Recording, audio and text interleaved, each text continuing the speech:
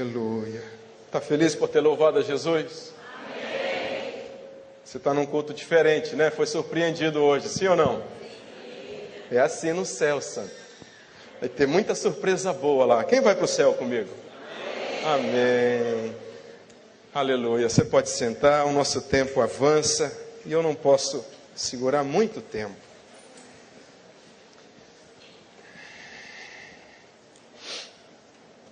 Queridos, esses dias têm sido dias de muita meditação e conversa com o Senhor, após Ele ter me impactado com um texto que está aqui em Lucas, capítulo 21. Eu peço que você nem abra, se você puder, a gente vai passar rápido por ele, porque ele foi a base dessa ministração de hoje. Hoje nós vamos falar sobre o arrebatamento da igreja. Não de maneira cronológica, escatológica, até por conta do tempo, mas por conta de alguns fatos e, mas principalmente, pelo que nós, igreja, precisamos fazer a fim de estarmos preparados para sermos arrebatados. E o texto que motivou o meu coração foi esse aqui de Lucas 21, verso 34 e 35 e 36, que diz assim: E olhai por vós mesmos, não aconteça que os vossos corações se carreguem de glutonaria, de embriaguez e dos cuidados da vida, e venha sobre vós de improviso aquele dia, porque virá como um laço sobre todos os que habitam na face da terra. Pode ser daqui a meia hora, santo. Pode ser daqui a 1 minuto. Vigiai, pois, em todo o tempo, para que sejais ávidos ou havidos por dignos de evitar todas estas coisas que hão de acontecer, e de estar em pé, diante do Filho do Homem. Essa palavra motivou o meu coração e ela me inquietou, porque ela fala de um povo, da igreja. E Jesus está trazendo essa palavra, não está trazendo para o ímpio, não está trazendo para aqueles que ainda não o conhecem, Ele está trazendo para nós, para a igreja, para os seus discípulos. Ele está dizendo: ei, toma cuidado para que você não se embriague com as coisas desse mundo. Toma cuidado para que os cuidados dessa vida não te tomem, e não rompam com você e façam com que você perca o foco. E é em cima disso que a gente vai conversar hoje, amém? E tem um texto, ou melhor, tem um capítulo no livro de Apocalipse, que fala sobre o arrebatamento da igreja. Antes de eu falar sobre isso, eu preciso rapidamente ser sensível àqueles que talvez não conhecem e nunca ouviram essa expressão, estão aqui nos visitando pela primeira vez. Ué, que negócio é esse de arrebatamento? Para nós, queridos amigos e irmãos ouvintes, o arrebatamento da igreja vai ser o encontro da igreja do Senhor Jesus aqui na terra, nos ares, aonde no abrir e fechar de olhos, ao tocar da última trombeta, nós estaremos com Ele para sempre, para celebrar a eternidade com Ele nas bodas do Cordeiro.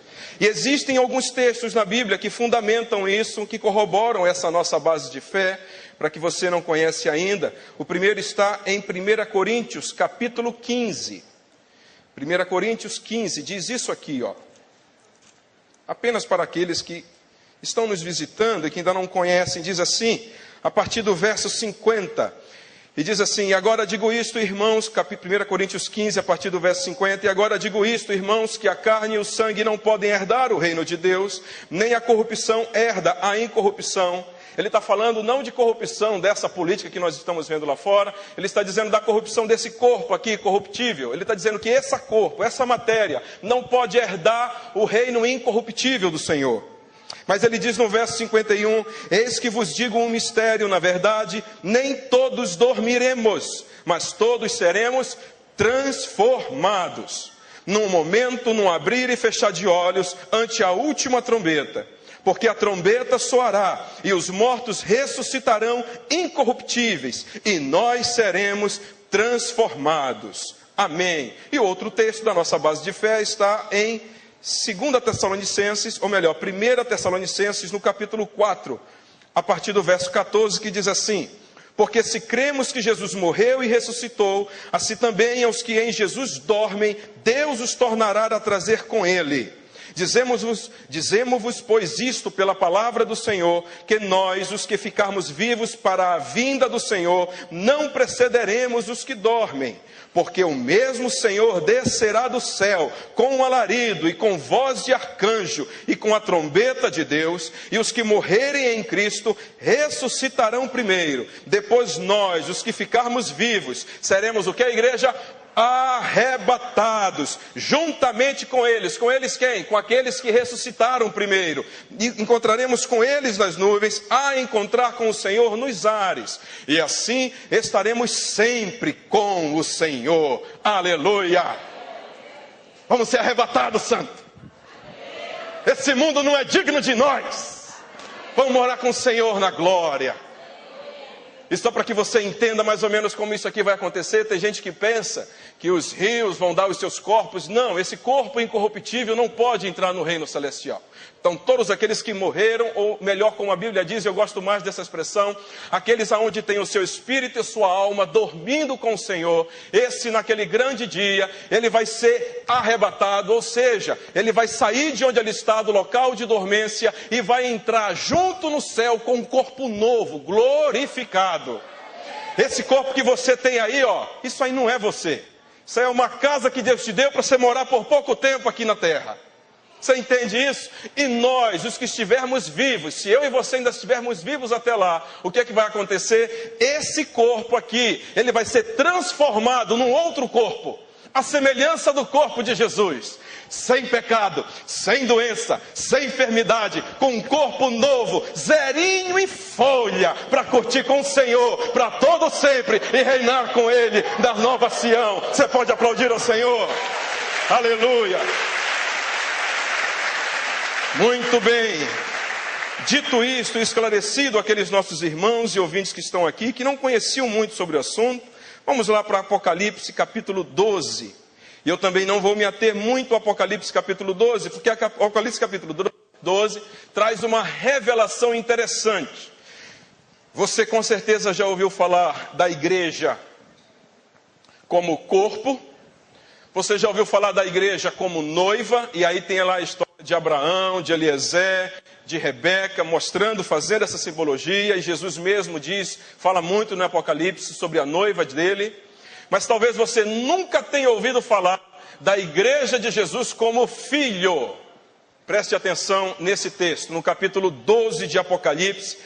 O capítulo 12, a gente não vai poder discorrer sobre ele, versículo a versículo, por conta do tempo. Mas o capítulo 12, ele fala exatamente sobre o arrebatamento da igreja e como serão as coisas aqui depois. E diz assim, no versículo 1: E viu-se um grande sinal no céu, uma mulher vestida do sol, tendo a lua debaixo dos seus pés, e uma coroa de 12 estrelas sobre a sua cabeça. E estava grávida, e com dores de parto, e gritava com ânsias de dar à luz. E viu-se outro sinal no céu, e eis que era um grande dragão vermelho, que tinha 7 cabeças e 10 chifres, e sobre as suas cabeças 7 diademas, e a sua cauda levou após si a terça parte das estrelas do céu, e lançou-as sobre a terra, e o dragão parou diante da mulher, que havia de dar à luz, para que, dando ela à luz, lhe tragasse o filho. E deu à luz um filho, um varão, que há de reger todas as nações com vara de ferro. E o seu filho será o quê? Será arrebatado, diz aí, ó. E o seu filho foi arrebatado para Deus e para o seu trono. E a mulher fugiu para o deserto, onde já tinha lugar preparado por Deus, para que ali fosse alimentada durante 1260 dias. No verso 13, eu quero pular com você lá para o verso 13, e diz assim: E quando o dragão viu que fora lançado na terra, perseguiu a mulher que dera à luz o varão. Amém. Vamos parar por aqui. Existem, queridos, sobre esse texto aqui, os estudiosos, os escatologistas, eles têm algumas correntes que eles defendem as três principais correntes que eles defendem. É a primeira, de que esta mulher aqui, no qual o texto fala, trata-se de Israel. O filho, no caso, é Jesus, e o dragão, o próprio texto diz que o dragão é a antiga serpente e o diabo, Satanás. Muito bem, o dragão a gente não precisa porque o texto já revela. Mas preste atenção para cá.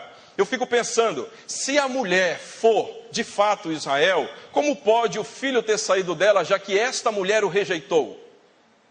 A segunda corrente defende, então, que este texto, que esta mulher e que este filho, como a Igreja Católica defende, ela defende que esta mulher aqui é a Maria, a Virgem Maria, que deu a Jesus, e esta coroa que está aqui sobre a sua cabeça, na verdade, são os discípulos que estão sendo regidos por ela.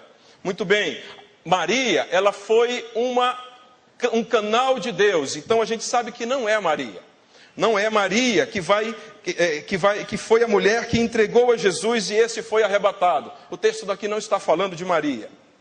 Uma outra corrente defende que aqui esse texto está falando, e essa que eu sou o mais flexível, e concordo com ela. Ela é defendida por Orígenes desde o século III.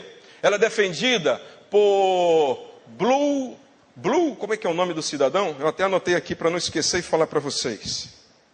Arthur Bluefield, na década de 70, ele defende essa mesma interpretação, e eu sou favorável a ela. Ela diz que ele diz que esta mulher aqui trata-se da igreja do Senhor Jesus visível. É a igreja visível de Jesus. E que este filho é a igreja invisível. Então a mulher são todas as denominações, religiões, no sentido de cristãs que servem ao Senhor. É a igreja visível. É esta igreja que os nossos olhos aqui estão contemplando. Mas a igreja invisível, que é este filho, esta igreja é aquela que vai ser arrebatada. E o texto fala e diz assim, e viu-se um grande sinal no céu, uma mulher vestida de sol. Por que sol? Sol fala de luz. Luz fala da glória do Senhor. Luz fala do Espírito Santo. Luz fala de que aqueles que estão em luz, nele não há trevas. Então ele está dizendo que a igreja, a mulher, a igreja visível do Senhor aqui na terra, ela está cheia da glória e do conhecimento do Senhor. É por isso que o Espírito Santo ainda está conosco, e é por isso que o anticristo ainda não reina nesse lugar. Por quê? Porque a igreja está aqui, cheia de luz, essa igreja visível. E fala aqui, e tendo a lua debaixo dos seus pés. Lua fala de trevas, de noite. Então lua para mim está falando de principados, potestades, demônios, Satanás, toda essa corja aí. Tem gente que tem medo do diabo. Deixa eu te dizer uma coisa, meu irmão. Eu e você já vencemos, porque ele já venceu. Ele está debaixo dos nossos pés. E tem gente que tem medo de expulsar o diabo. Quando soube que teve uma obra de macumba, feitiçaria, esse negócio já começa a se tremer de medo. Não teme não, santo. Nada disso pode te tocar. Você é mais do que vencedor em Cristo Jesus. Você já é vencedor. Ele já conquistou toda a vitória. Ele já cravou a derrota do inimigo lá atrás. A Bíblia fala, no texto, se você prosseguir aqui, ela vai te dizer que Satanás era um anjo de luz. Sim, era um anjo de luz, o nome dele era Lúcifer. E ele, com tanta glória, com tanta pompa, achou que poderia ser igual a Deus. Mas Deus, ele fez algo maravilhoso. Satanás, desde quando foi expulso do céu, o destino dele é queda para sempre. Ele caiu até regiões celestes e então foi até o segundo céu. E a Bíblia diz que nesta guerra, no capítulo 12, você vai ler. Miguel vai brigar com ele, e ele vai ser lançado sobre a terra. Ele vai perder o controle e o domínio nas regiões celestes. E quando ele perder esse controle e esse domínio, sabe o que vai acontecer? Nunca mais ele vai poder entrar na presença de Deus para acusar eu e você. A Bíblia diz que até hoje, eu não sei porquê, não me perguntem, ele entra na presença de Deus para nos acusar. Você sabia disso? E quando ele entra para nos acusar, você está pensando que ele vai com mentira? Ele não é doido. Ele só vai baseado na verdade lá. Ele sabe, a Bíblia diz, o próprio pastor Monteiro já ministrou aqui, nos meus o diabo não toca. E por que que a lua está debaixo dos pés? Porque é para dizer que Satanás está debaixo dos seus pés. O problema é que lá em Gênesis diz que a igreja, o corpo, Jesus a cabeça, a igreja o corpo, pisaria na cabeça dele, mas ele feriria o calcanhar. Quando é que ele fere o calcanhar do corpo? É quando eu e você damos brecha, santo. Porque quando eu e você damos brecha, ele chega na presença de Deus e diz, ó, tá vendo lá o teu servo Léo? Pois é, tá mentindo.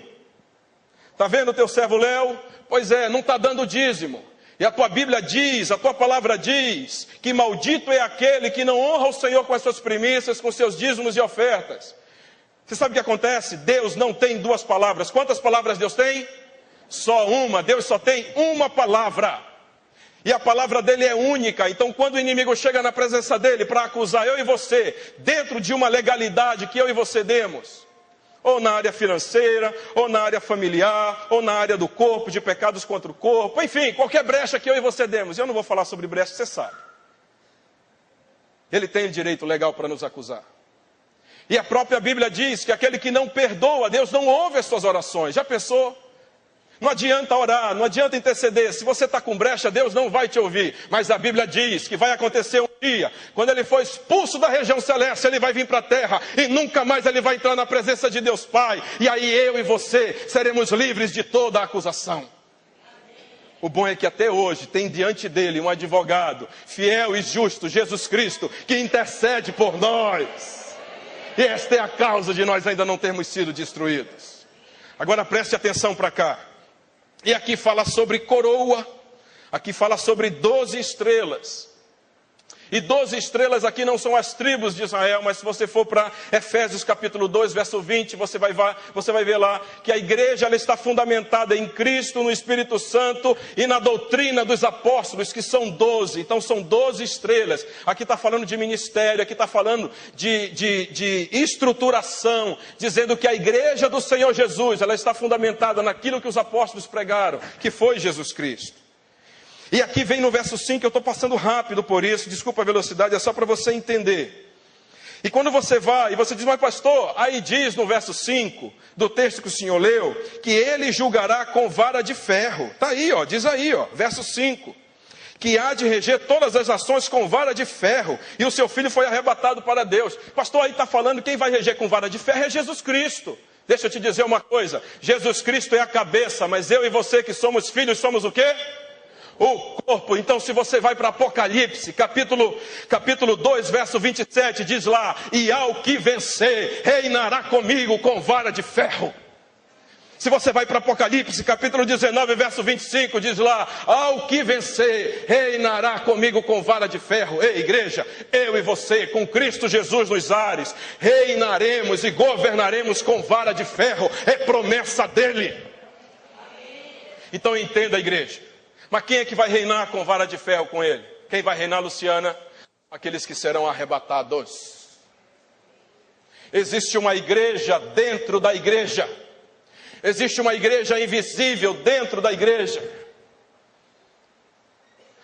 E o tempo está passando, filhos. Essa palavra ela pesa no meu coração. E ela urge no meu coração. O tempo está passando, o tempo se aproxima e velozmente a gente não sabe quando vai acontecer o arrebatamento. Você entende isso? Essa igreja que está dentro da igreja tem que ter consciência do papel dela, porque é o Espírito Santo dentro dessa igreja invisível que mantém assim. E quando você vai para o texto, diz aqui, ó, olha só o que diz esse verso aqui. No verso 2, estava grávida e com dores de parto, e gritava com ânsias de dar à luz. Você sabe o que isso significa? Significa que essa igreja visível, grande, a mulher, a igreja, quando vê que vai acontecer o arrebatamento significa ser arrancado, ser tirado rápido, com força. Ela vai sofrer muito, porque vai ver que ela ficou. Você vai ficar ou vai subir, santo? E o que acontece, queridos? Esse é o motivo da dor. E aí então agora, eu quero conversar com vocês nos próximos 20 minutos, se for possível, sobre o que eu e você precisamos fazer para estarmos preparados para esse arrebatamento. Você quer aprender? E a Bíblia registra a história de um filho, Timóteo. Para Paulo, Timóteo era um filho. Você sabia disso? Se você vê na abertura das cartas de Paulo para Timóteo, ele diz a Timóteo, meu filho amado. E o texto de Timóteo, os livros de Timóteo, depois você medita em casa, eles falam exatamente dessa relação de paternidade e desse cuidado. Paulo conheceu Timóteo em Derbe ou Laquionia, se eu não me engano, Listra, naquela região da Ásia. Paulo, na primeira viagem, ele tinha pregado o evangelho naquele lugar. E aí Timóteo ouviu o evangelho ainda adolescente e entregou a sua vida ao Senhor Jesus. E aí na segunda viagem missionária que Paulo faz, ele volta de novo lá a Derbe, está lá, se encontra no capítulo 16 de Atos. E aí ele, quando encontra Timóteo, ele vê um rapaz ávido, fervoroso, ele lia muito a palavra, ele dominava as escrituras, ele sabia tudo de cós salteado das escrituras. Ele estava servindo ao Senhor a ponto de que as pessoas que o cercavam davam bons testemunhos de Timóteo. Você sabia disso? As pessoas davam bons testemunhos dele. E aí Paulo então diz assim, rapaz, esse garoto tem potencial. E então Paulo começa a investir na vida de Timóteo, investe, e começa a levar Timóteo para as viagens com ele. E Timóteo começa a viajar então com Paulo para todas as viagens missionárias. E chega um momento então que uma igreja está precisando da Ásia, eu particularmente acho que é Éfeso. Uma igreja está precisando de cuidados especiais. E aí Paulo então deixa Timóteo lá naquela igreja da Ásia. E Timóteo fica lá por bastante tempo. Ocorre que algumas notícias começam a chegar a respeito de Timóteo no ouvido de Paulo. Paulo já estava no final da sua carreira, guardando a fé. Já estava preso domiciliarmente na sua casa. E algumas notícias começam a chegar ao ouvido dele. Ele se preocupa com Timóteo. Se preocupa com a igreja na qual Timóteo é pastor. E aí então ele traz alguns alertas e advertências para Timóteo. E para mim, queridos, Timóteo é a referência, é um exemplo meu e você, de igreja. Que seremos arrebatados, mas que estejamos talvez dormindo, como as 5 virgens, porque todas dormiam. E eu queria ir com você rapidamente para Timóteo, capítulo 2.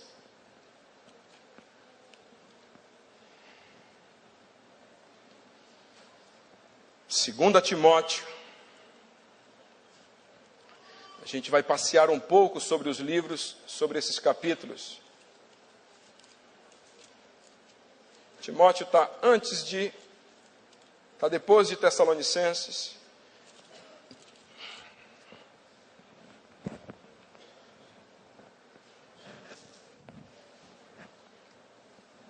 Primeira coisa que eu e você precisamos nos alertar, estar atentos para estar preparado para a vinda do Senhor Jesus. Está no verso 8 do primeiro capítulo de 2 Timóteo. Olha o que diz aí. Portanto, não te envergonhes do testemunho de nosso Senhor, nem de mim, que sou prisioneiro seu. Antes, participa das aflições do Evangelho, segundo o poder de Deus.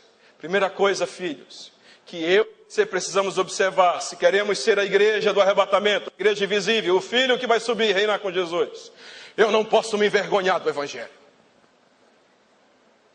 Eu não posso me envergonhar do meu Deus.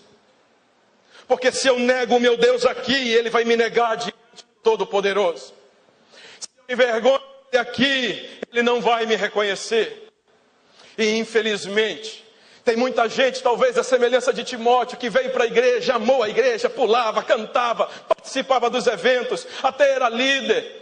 Mas a carreira foi passando, o tempo foi passando, e tudo aquilo que talvez eu e você e Timóteo cremos, talvez foi esfriando. Fomos entrando numa fase, será que vai acontecer mesmo? Será que vai acontecer? E Timóteo então ele começa a se envergonhar do Evangelho. Timóteo começa a olhar para outras coisas. Timóteo para de pregar, em tempo e em fora de tempo. Ei, meu irmão, eu e você, não te envergonhe do Jesus que salvou a tua vida. Não te envergonhe daquele que morreu na cruz. Não te envergonhe daquele que pagou um preço por você.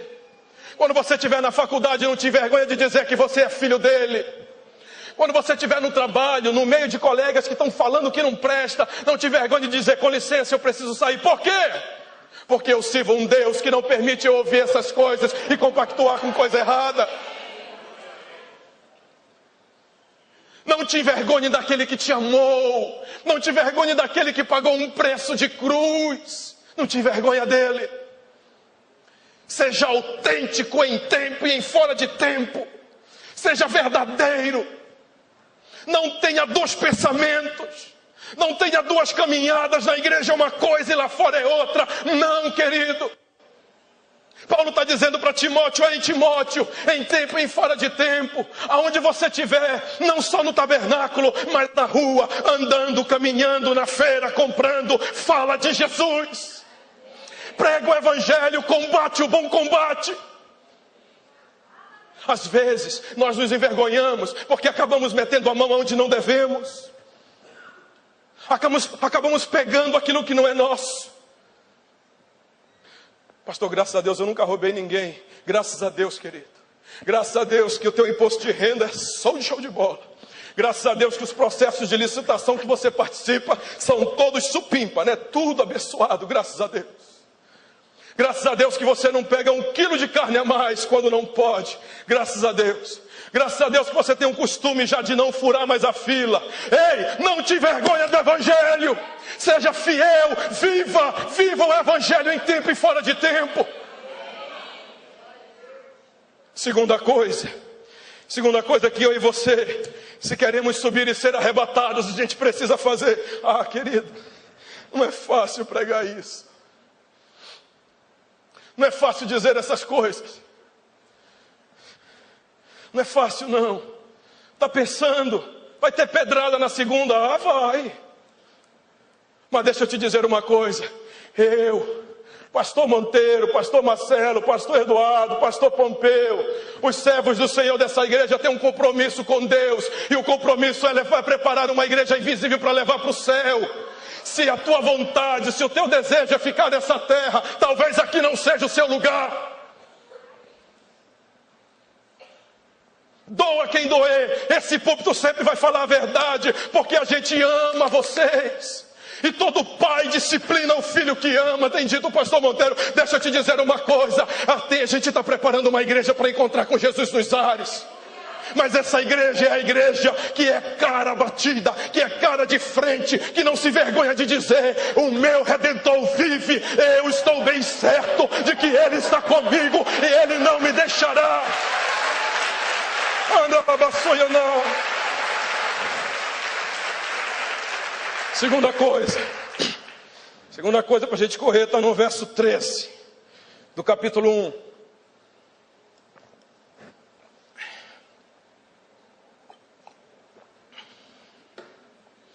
Deus está te chamando para subir, igreja. Segunda coisa está no verso 13, diz aí: conserva o modelo das sãs palavras que de mim tens ouvido, na fé e na caridade que há em Cristo Jesus. O que me pegou nesse texto foi o verso seguinte. Olha o que aqui diz o verso seguinte, vê se você lembra de alguma coisa. Diz aí: guarda o bom depósito pelo Espírito Santo que habita em nós. Depósito. Você já ouviu essa palavra antes? Depósito? Em que texto a gente já leu essa palavra antes? Sabe aonde? Mateus 25, onde fala da parábola das 10 virgens. Lá nesse texto diz que o problema das 5 virgens que ficaram do lado de fora era o quê? Era que o depósito de azeite delas estava como? Vazio. E aqui Paulo revela o que precisa ter no depósito. Olha o que eu e você, se queremos ser arrebatados e ir para Jesus na glória, precisamos manter no depósito. Olha o que diz aqui: conserva o modelo das sãs palavras que de mim tens ouvido. Quer ir para o céu santo? Come isso aqui. Quer ir para o céu, santo? Guarda essa palavra no teu coração. Guardei a tua palavra no meu coração para não pecar contra ti. Lâmpada para os meus pés e luz para os meus caminhos é a tua palavra. Nem só de pão vive o homem, mas de toda palavra que sai da boca de Deus. Isso aqui é a boca de Deus na terra. Queridos, Paulo está falando para Timóteo: Timóteo, lembra do que eu te ensinei. Lembra daquilo que você estudou. Lembra daquilo que você aprendeu, daquilo que você decorou. Eu não sei se você sabe, mas Timóteo era um evangelista nato. E Paulo, quando orou por ele e impôs as mãos, só fez despertar o talento e o dom que já havia nele, que era de evangelista. Mas em algum momento, Timóteo deixou de ser evangelista. Em algum momento, Timóteo pegou a teoria e passou a viver de teoria e não mais de prática. Ah, meu irmão, minha irmã, deixa eu te dizer uma coisa. Ele vai voltar. Cedo ou tarde, ele vai voltar. Você sabe quem vai subir? Quem conserva essa palavra. Quem obedece os princípios dessa palavra. Quem não abre mão dos ensinamentos dessa palavra. Talvez, eu sei, talvez você se canse de todo domingo, toda terça vir para cá e ouvir essa palavra. Talvez você diga: pastor, eu gosto de ir numa igreja onde a palavra ela é pregada só 20 minutos. Rapidinho, acabar rápido. Eu gosto de show, eu gosto de espetáculo, eu gosto de pular, eu gosto de dançar. Deixa eu te dizer uma coisa, meu irmão. Essa igreja batista missionária, e eu tenho certeza que não é só a nossa, tem muitas igrejas do Senhor Jesus em Belém do Pará, no Brasil e no mundo, pregando o evangelho verdadeiro dessa palavra e dizendo: igreja do avivamento, igreja que vai subir, igreja do arrebatamento. Guarda essa palavra no teu coração, conserva essa palavra. Aleluia. Terceira coisa está no verso 3 do capítulo 2. Olha lá.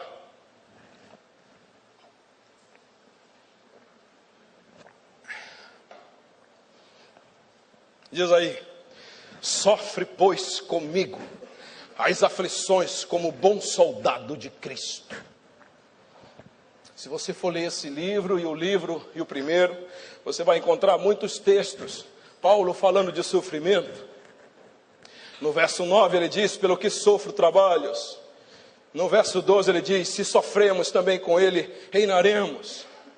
No verso 24 ele diz: apto para ensinar, sofredor. E por aí vai. No verso 11 do capítulo 13 ele diz: perseguições, aflições. No verso 5 do capítulo 4 ele diz: sofre as aflições. Sofrer, meu irmão, é sofrimento mesmo. E sofrimento aqui, queridos, se você for falar de sofrimento para os irmãos que estão no Oriente, nossos irmãos em Cristo que estão no Oriente, eles vão te dizer para você assim: eu sei o que é sofrer. Para mim, sofrer é todo dia estar com risco de ser raptado pelos islamitas e pegar uma bala na cabeça. Eu sei o que é sofrer. Para mim, sofrer é perder os meus filhos, levado até que eu negue a Jesus. Eu não nego, eu sei o que é sofrer. Mas a nós aqui no Ocidente, talvez a gente não sabe o que é sofrimento. Então, se eu puder parafrasear, eu quero te dizer, meu irmão, que eles lá aprenderam o que é sofrimento, por amor a Jesus Cristo. Mas você quer sofrer aqui por amor a Jesus? Quer ser arrebatado? Faz o seguinte: começa a negar o teu eu. Começa a dizer não para o teu eu. Começa a dizer não para as tuas vontades próprias. Queridos, a maioria daqui deve ter 1,70 m, 1,75 m. As mulheres 1,40 m. Eu quero dormir em casa hoje. Mas olha, se esse corpo físico tem 1,70 m, 1,80 m, esse eu que está aqui dentro tem 5 metros. Esse eu da alma tem 5 metros. Eu sei o que é melhor para mim. Eu sei a hora que eu tenho que fazer. Eu sei qual é a minha. Eu sei. Eu não gosto disso. Eu não gosto daquilo. Eu sei. Eu.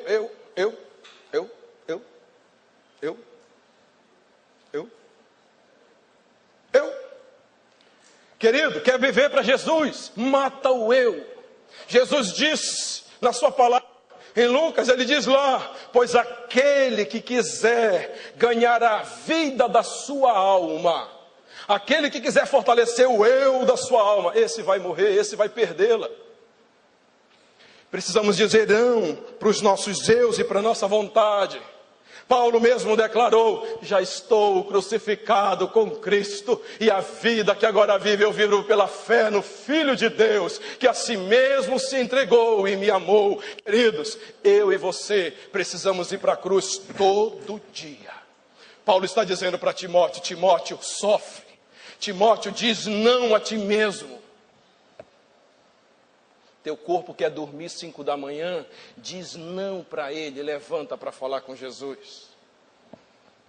Teu corpo está dizendo fica em casa, quando está chovendo e você não quer pegar uma sombrinha, tu não sabe o que é sofrer, santo.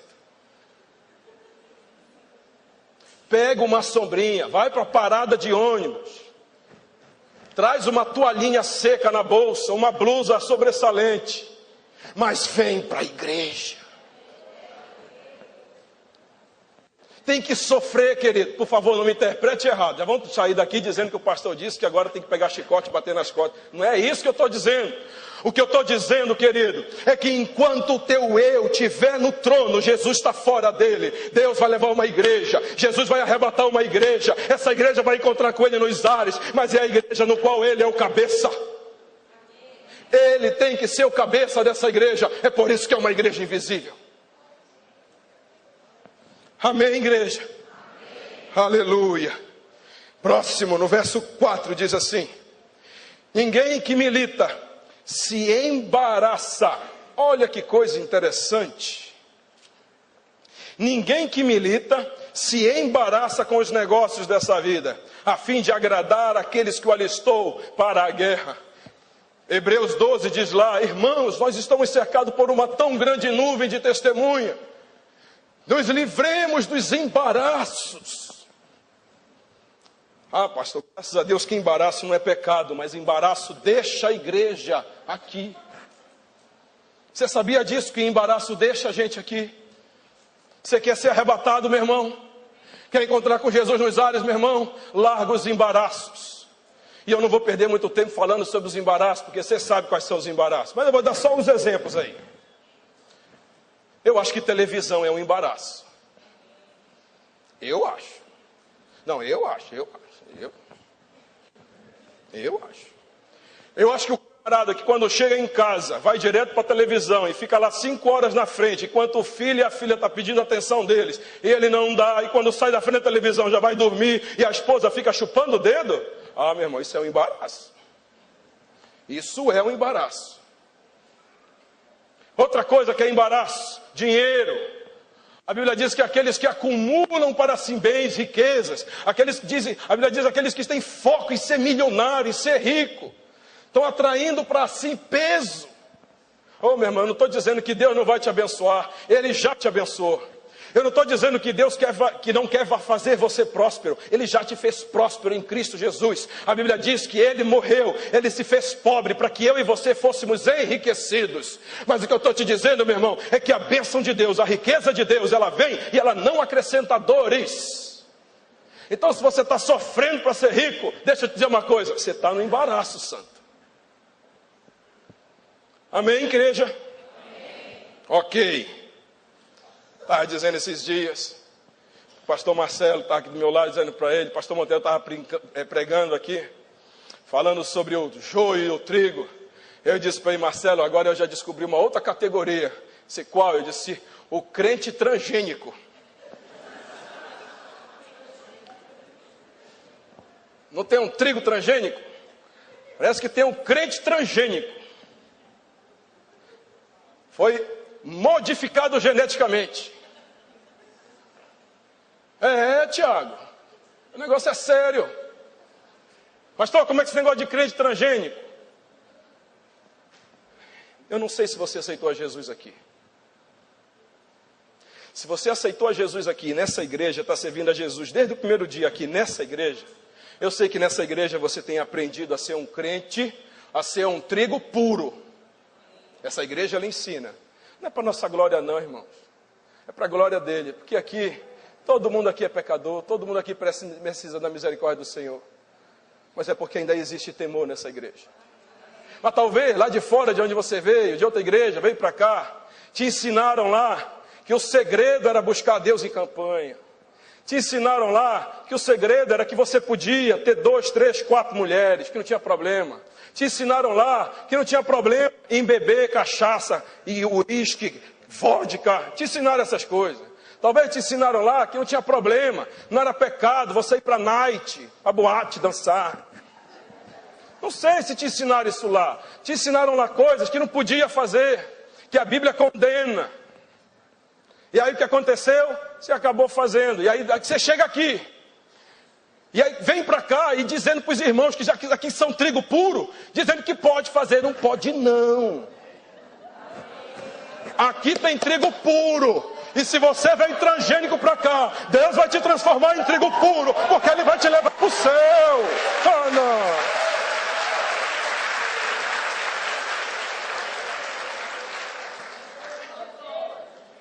Para a gente concluir e fechar, só mais duas coisas para tu ir para o céu. Está no verso 22. Diz lá o verso 22 do capítulo 2. Foge também dos desejos da mocidade e segue a justiça, a fé, a caridade e a paz com os que com um coração puro invocam o Senhor. Ei, você sabe o que está dizendo aí? É para fugir dos desejos da mocidade. Paulo recebeu um histórico de Timóteo, que Timóteo estava se engraçando por umas sirigaitas. Paulo recebeu um relatório de que Timóteo estava se envergonhando, deixando as coisas. Queria dizer uma coisa aí para cá.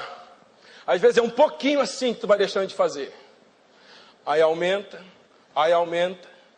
Eu tinha um discipulador na minha juventude, na minha infância. Irmão Gilberto, benção aquele homem. Uma vez ele sentado, sem uma perna. A gente não tinha uma perna, mas era cheio de Deus. Não precisa ter perna para ser cheio de Deus. Gordinho ele. Aí ele disse, meu filho, presta atenção. O pecado, às vezes, ele é assim. Ele vem desse tamaninho. Aí tu pisa e tu cai. Tu pensa que não vai cair no próximo.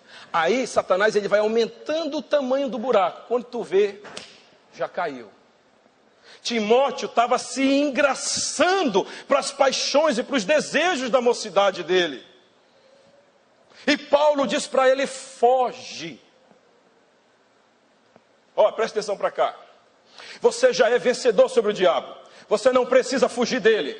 É ele que tem que fugir de você. Resistir ao diabo e ele fugirá. Você sabe o que é fugir, meu irmão? Está pegando fogo aqui no templo, tu quer fugir. Tu dá um jeito de sair daqui, porque tu não quer morrer queimado, não é assim? Quando você resiste ao diabo, quando você resiste às tentações, quando você vive na fé, quando você permanece firme e inabalável, o fogo do Espírito toma conta de você, e ele não consegue ficar diante de ti, nenhum demônio principado fica, ele foge. Ele foge. Mas quando a Bíblia fala de pecado no corpo santo, ela não diz que eu devo resistir, não. Eu resisto o diabo. Mas de tentação na carne, eu tenho que fugir, santo. E Paulo está dizendo isso para Timóteo. Timóteo, se na feira tem uma mulher lá, uma feirante, que usa minissaia, e você gosta de comprar tomate lá, porque o tomate dela é melhor, não compra mais nela não. Compra no Zezinho. Mas sabe o que é, meu discipulador? É que o tomate dessa feirante ele é mais barato. É 50 centavos o quilo lá. É 50 centavos o quilo, mas o pecado é grande. Foge de lá, santa. É melhor pagar R$1 no tomate e ir para o céu ser arrebatado, do que pagar 50 centavos e ficar aqui todo melado. Aleluia. E por último, para encerrar por causa do tempo, verso 14 do capítulo 3. Esse para mim aqui é o mais maravilhoso. Esse aqui é tinindo para mim. Olha o verso 14 que diz aí do capítulo 3. Tu, porém, permanece. Essa palavra aqui, ela marcou meu coração, irmão. Tu, porém, permanece naquilo que aprendeste e de que foste inteirado, sabendo de quem o tens aprendido. permanece.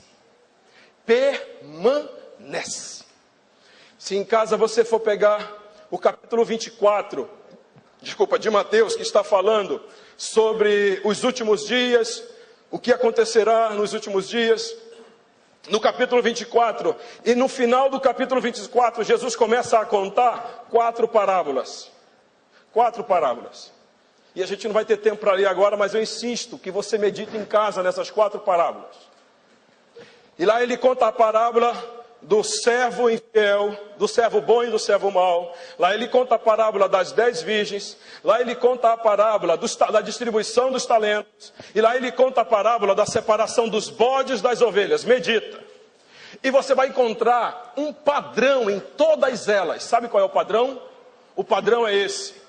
E o seu senhor tardando em vir, tardando um noivo, porque ele vem meia-noite. Ou seja, noivo que é noivo não vem meia-noite, vem mais cedo, mas esse veio meia-noite, tardando o noivo, tardando o Senhor na distribuição dos talentos.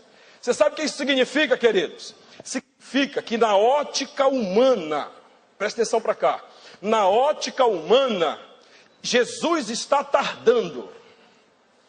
Na ótica humana, Jesus está demorando. Na ótica dele, não. Na ótica do céu, ele é breve. Eis que breve venho. Guarda para que ninguém tome a tua coroa. Eis que cedo venho. Não demorarei. Na ótica dele. Mas na ótica humana, parece que está demorando. Ei, nossos bisavós já diziam que Jesus estava voltando. Nossos avós já diziam que Jesus estava voltando. Nossos pais já diziam para nós, Jesus está voltando, é breve. Esse magrinho aqui na frente está dizendo para você, Jesus está voltando. E talvez você aí diga para mim assim, Léo, peraí meu irmão, essa história para mim, para boi dormir, eu já estou ouvindo isso há muito tempo. Deixa eu te dizer uma coisa, permanece. Porque ele vai voltar. Pastor, como é que eu permaneço? Não perca a esperança. Mantenha-se firme na esperança. Mantenha-se firme em crer que ele vai voltar. Porque, presta atenção para cá. Ou ele volta nas nuvens, nos céus, nos ares, para levar você. Ou ele volta para você na tua geração. Você não entendeu? Semana passada, ou melhor, esses dias agora, o apóstolo Monteiro falou aqui. Que tem um servo de Deus que já dorme com o Senhor. Pastor Jerônimo Filho. Jesus voltou para ele, sim ou não? Ele já foi arrebatado, sim ou não? Já foi, santo. Então Jesus está voltando desde o dia em que ele ressuscitou e a primeira alma se converteu. Jesus é breve. Ou ele volta para buscar a igreja e você é arrebatado, ou ele volta para você na tua geração e para você é pouco tempo. Eu não sei quantos mais anos de vida você tem. Eu só sei de uma coisa. Ele vai voltar para você em pouco tempo. Não sei se você tem mais 10, 15, 20 ou 30 segundos de vida. Brincadeira, anos. Pastor, eu ainda quero viver mais aqui. Eu não sei quanto tempo você mais tem de vida aqui nessa terra. Eu só sei de uma coisa. Que isso é pouco tempo. Mantenha a esperança. Mantenha-se firme, porque ele vai voltar. Aqueles que perdem a esperança da vinda dele, porque perderam o amor por ele. Não perca o amor. As 5 virgens nécias que abandonaram o seu depósito, perderam a esperança. O senhor mau, ele perdeu a esperança que ele ia voltar. E aí começou a explorar os servos. Queridos, Jesus está dizendo para mim e para você nesta manhã, naquele dia, aqueles que mantiverem a esperança, ele vai separar os bodes das ovelhas. E o interessante é que o texto fala que ovelha é aquele que viu Jesus na igreja e fora da igreja. Ele diz lá, toda vez que me viste com sede, com fome, com nu, preso, está lá o texto, depois você medita. Você sabe o que isso significa? Significa que a gente tem os olhos cheios de esperança da volta de Jesus e continua vendo ele no pobre, no necessitado, no miserável, no cego e no nu. Mantenha a esperança, não perca a esperança, porque ele vai levar você para a glória. Eu não sei quando vai ser, mas ele vai voltar. Fica de pé em nome de Jesus.